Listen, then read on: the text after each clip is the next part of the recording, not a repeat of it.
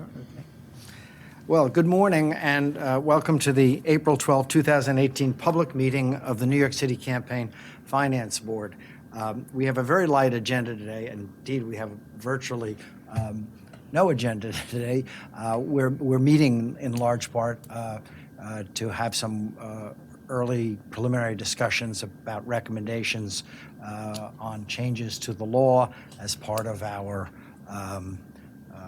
report to the City Council, as we're mandated to do by statute.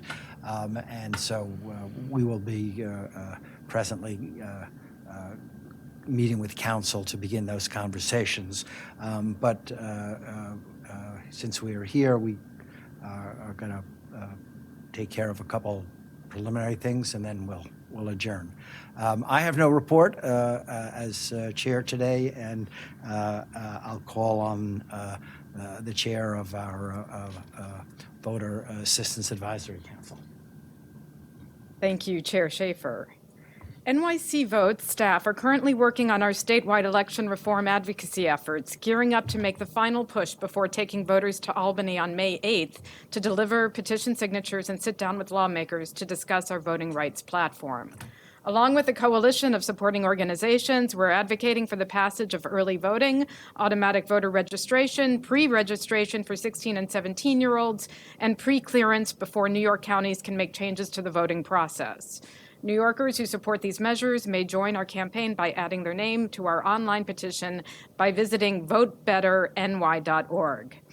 On a separate note, I want to express disappointment over the decision to include a question regarding people's citizenship status in the 2020 census.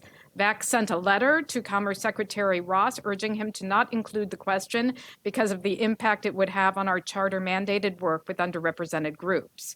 We're encouraged by the leadership of New York State Attorney General Eric Schneiderman in filing a federal lawsuit to block the federal government from adding such a question, along with prosecutors representing 17 other states and the District of Columbia, and a bipartisan conference of mayors from across the country who have joined the lawsuit.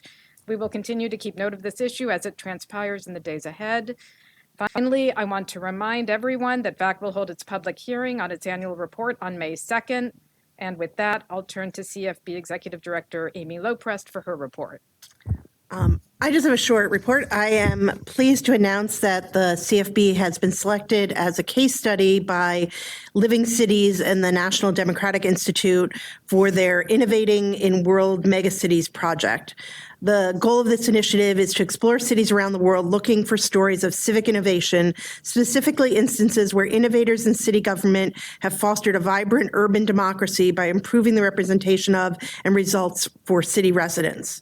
They chose CFB as a case study because of our first-time candidate-focused trainings and the NYC Votes Contribute fundraising system.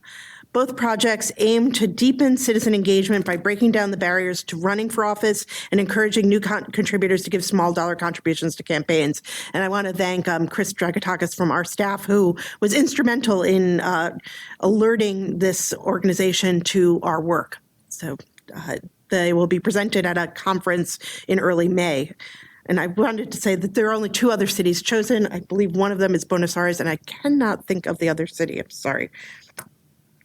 All right, thank you. Well, we're going to now vote to go into minutes. Oh, to vote on the minutes. Thank you. So moved. Second. Approval of the minutes from the February 8th meeting has been moved and seconded.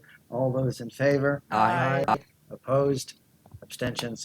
The motion carries. I move that we go into executive session. Is there a second? Second. All those in favor? Aye. Opposed? Thank you. We will not be resuming after executive session, so we stand adjourned.